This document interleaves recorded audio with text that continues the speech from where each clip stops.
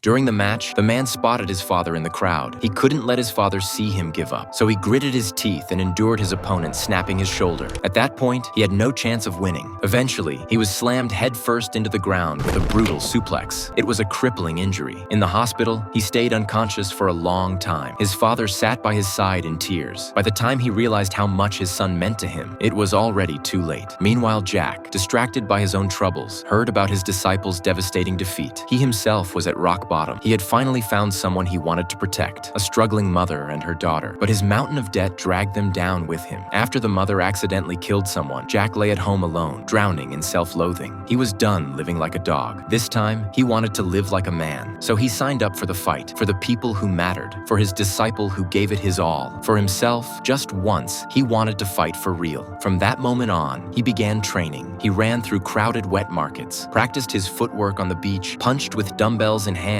climbed stairs with weights strapped to his head, and charged into crashing waves carrying heavy loads. Even when he vomited from exhaustion or collapsed in pain, he never gave up. His friends, learning of his decision, furiously scolded him for throwing his life away. But Jack answered them,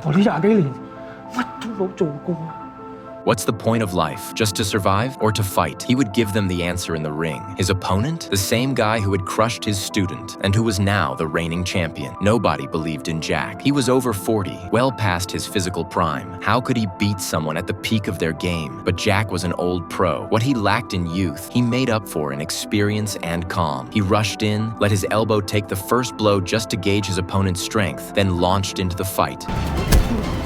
He landed 2 heavy punches early, but the opponent's build was too solid. He shook it off and launched a counterattack. Soon, Jack was overwhelmed, battered badly. Near the end of the round, a mistake left him vulnerable, and he was lifted from behind in a suplex, the very move that had ruined his student. Now, it was coming for the teacher, but fate showed mercy. The bell rang just in time. In the next round, the opponent charged at him like a beast and tried the suplex again. This time, Jack planted his feet and braced himself. As he was lifted into the air, he smashed a powerful punch into his opponent's face, breaking the hold. But it wasn't over yet. His opponent locked down one of Jack's legs. Jack struggled free, only for the other leg to get trapped. Grappling often counters boxing. Now the question was, how would Jack fight back?